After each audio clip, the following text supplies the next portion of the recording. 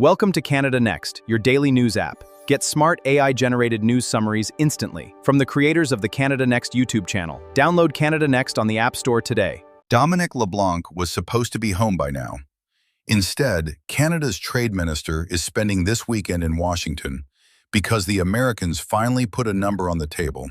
And Ottawa looked at that number and said, no. Everyone assumed this fight was about the 50% tariff landing on Wednesday. It isn't. The figure that stalled these talks is much smaller and far more revealing, 12.5%. That is what Washington has offered on Canadian autos, half of the sectoral rate enforced today, and it is the reason officials walked out of Friday's briefings sounding more pessimistic than they have in weeks. Dear viewers, tonight I want to show you what Ottawa saw inside that offer that most of the coverage skated straight past. Because this stopped being a negotiation about tariff rates several days ago. It became a negotiation about something far harder to trade away, and the people refusing to sign are the calmest people in the room. Start with the clock. On Wednesday, August 19th, a 50% tariff is scheduled to strike hundreds of Canadian goods. Not instead of the sectoral tariffs Washington has kept on Canadian steel, aluminum, autos and forest products since last year. On top of them, Friday brought two briefings. LeBlanc walked his provincial and territorial counterparts through the real state of the talks, then repeated the exercise for the Prime Minister's Advisory Committee on Canada-United States Economic Relations. The group Carney assembled precisely so that no one in Ottawa could tell itself a comfortable story about Washington. Out of those two rooms came almost identical language from people who agree on very little else. Quebec's economy minister, Bernard Drainville, said there is no agreement and the two sides are nowhere close to one, and that nothing at all suggests Trump plans to postpone Wednesday. Erin O'Toole, the former conservative leader who sits on that advisory committee, described the positions as still very far apart and warned the real American offer may not surface until the last hours before the deadline. What is on the table now, he said, is not sufficient. Translation: these two governments are not haggling over the final 5% of an agreement. They are still arguing about the shape of the agreement. So what does that shape look like? Washington would agree to hold back Wednesday's new levies and would lower, but never eliminate, the sectoral tariffs already grinding down Canadian steel, aluminum, autos, and forest products. In exchange, Canada moves on the three grievances Trump named when he made the threat: the provincial bans on American liquor, the dairy quotas that protect supply management, and Canadian tariffs on autos. There is a fourth item almost nobody noticed. Ottawa has quietly told the provinces to be ready to drop the retaliatory procurement rules that give Canadian suppliers preference on public contracts. That is not a gesture. That is the machinery Canada built to redirect public money toward Canadian firms in a trade war, and Washington wants it dismantled. Now watch where the American pressure actually concentrates. Speaking to reporters in Iowa on Friday, United States Trade Representative Jamieson Greer called the talks constructive, then made clear what Washington is really pushing for.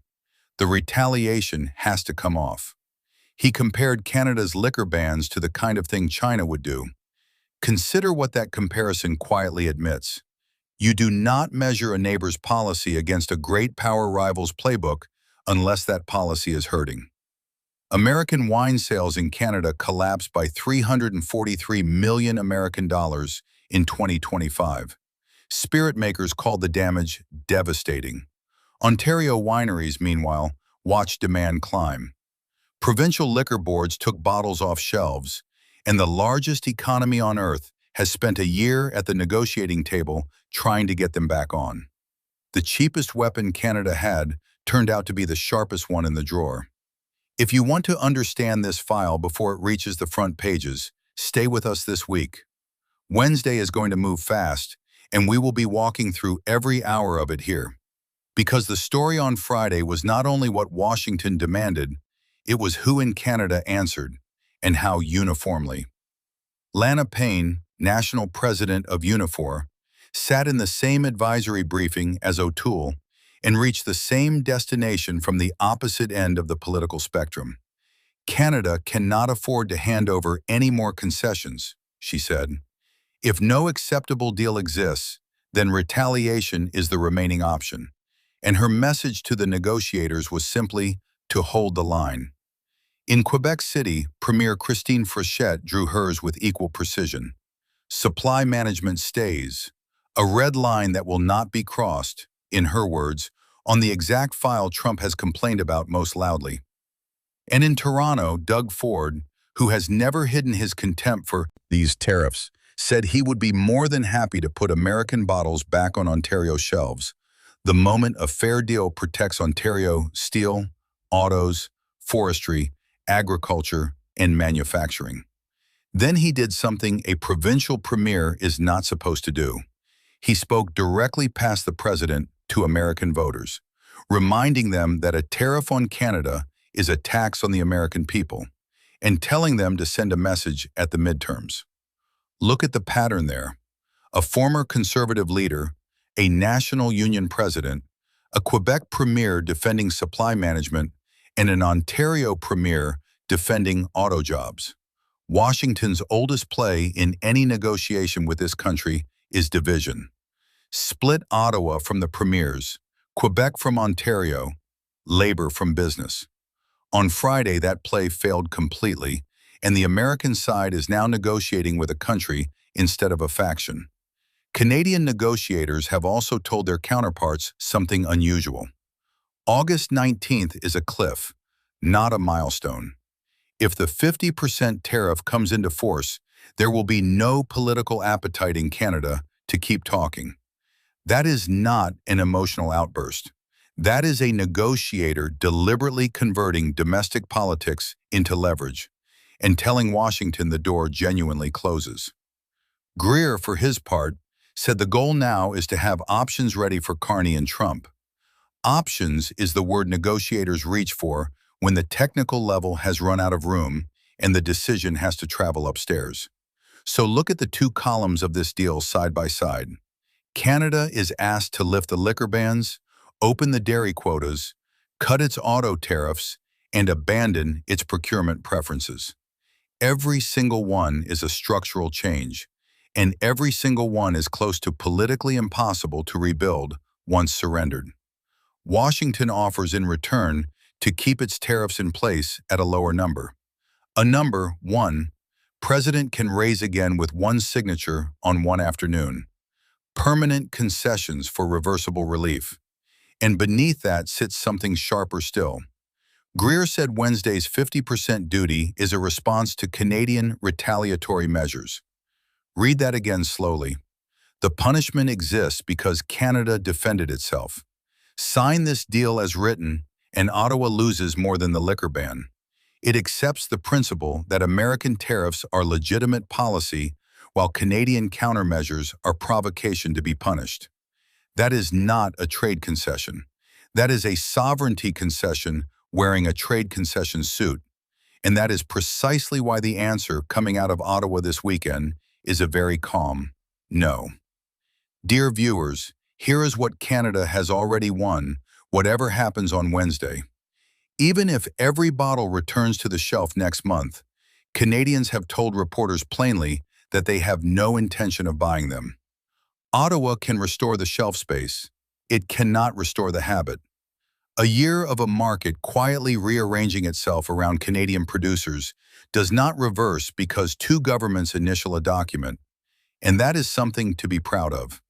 Share this with someone who still thinks Wednesday is just noise. It isn't. Zoom out, and this weekend fits a pattern this channel has tracked all year. Carney's government can afford to say no to 12.5% because it spent the past 18 months building somewhere else to go.